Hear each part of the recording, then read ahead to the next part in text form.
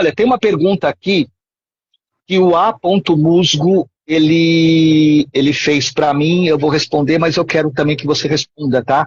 Tem algumas perguntas, a maioria é para você, mas uma ou outra que é para mim também.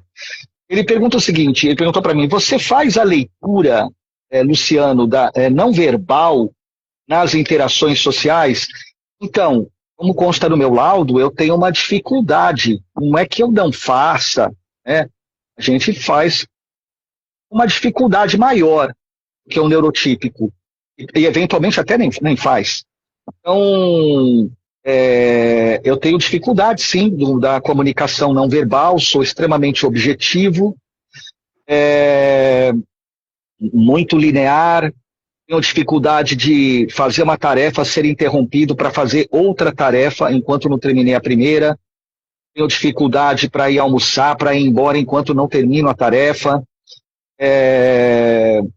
não entendo algumas piadas, não entendo algumas ironias, ainda mais se a chave da minha cabeça está assim falando sério, aí eu não vou entender uma piada se tiver uma quebra no meio da conversa. Se já estou num ambiente que já está mais descontraído e vamos fazer gozação, aí a chave é outra.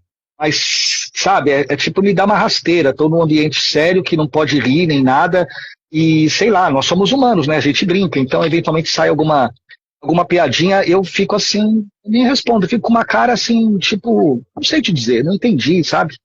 Sim. E é até engraçado, o pessoal ri de mim, às vezes, ou não, mas eu nem percebo. Eu queria que você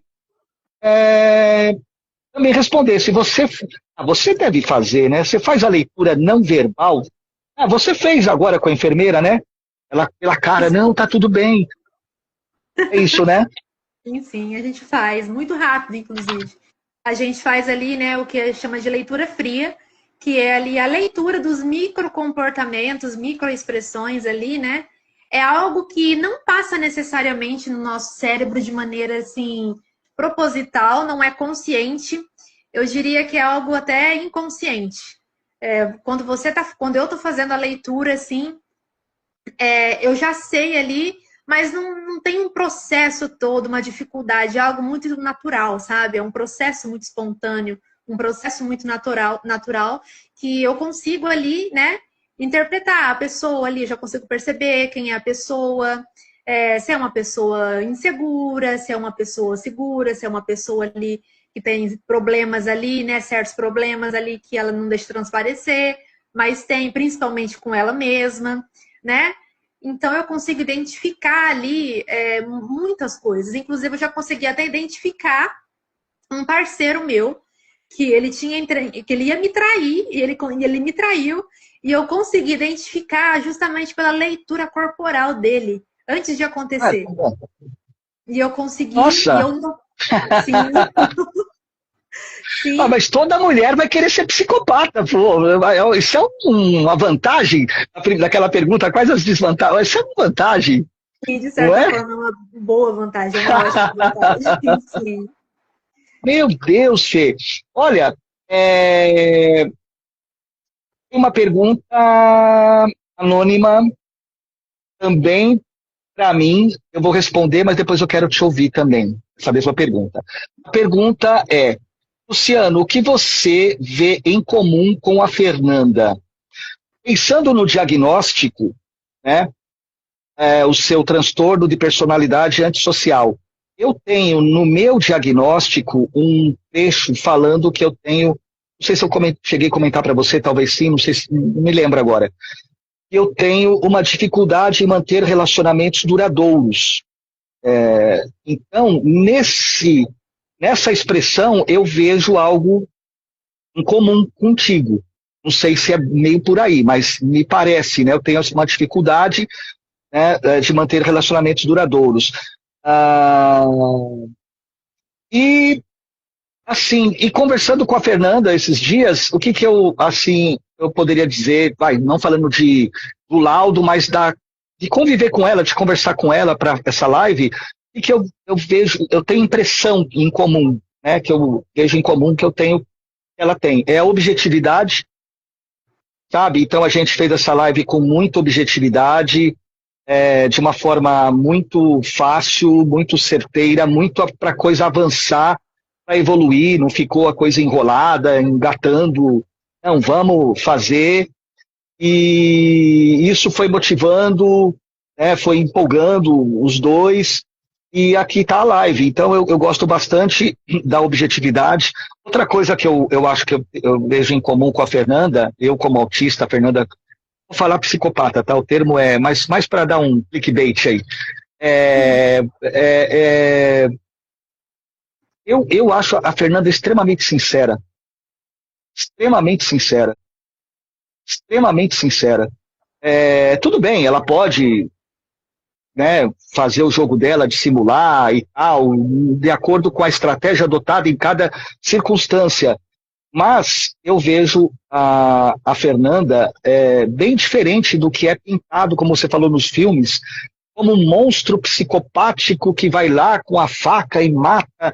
Eu até acho, sabe, a impressão que eu tenho, que, não vou dizer todas, mas eu acho que algumas perguntas aqui foram anônimas até por um certo medo. Eu posso estar equivocado, me desculpem quem fez a pergunta anônima, não vou dizer que todas são dessa maneira, mas algumas pessoas eu conheço, são anônimas, e pediram para ser anônima, então, são alguns amigos meus, e outra, eu estou dizendo isso porque uma amiga minha morreu de medo, nem fez pergunta e nem vai assistir a live. Aliás, duas, né? E eu tentando convencer, calma, gente, não é assim também. Você não vai morrer numa live, não tem como. Mas, agora lembrando, duas pessoas, essas sim, essas se abriram comigo, duas pessoas amigas. Outras só falaram, não, só quero que seja anônimo, mas sabe, meio estranho. Não, me desculpem, meus amigos, não vou falar, não vou entregar ninguém, mas duas assim, não estão nem assistindo a gente, pra você ter uma ideia. Eu vou com o tempo falar já foi a live, vai lá, tá gravado, se acalma, relaxa um pouco. E aí, uma tá começando a relaxar um pouquinho, deu uma curtida, assim, mas foi uma luta, hein? Falei, mas pelo menos curte lá e tal, né? Aí fez isso. E a outra, assim, pânico total, entrou em pânico, ficou com medo de mim, de eu morrer, aconteceu uma coisa comigo. Eu falei, mas como assim, gente, né? Não vai acontecer nada. A live é online, e nem que fosse pessoalmente, e a Fernanda é um doce de pessoa, é uma pessoa super legal. Mas tem isso, né? Então acho importante esse seu trabalho para tirar essa estereotipia, sabe? A gente falar disso, não ser uma coisa que não se fala, não se comenta, e a gente vai criando monstros na cabeça e ficando com medo, ficando em pânico, né?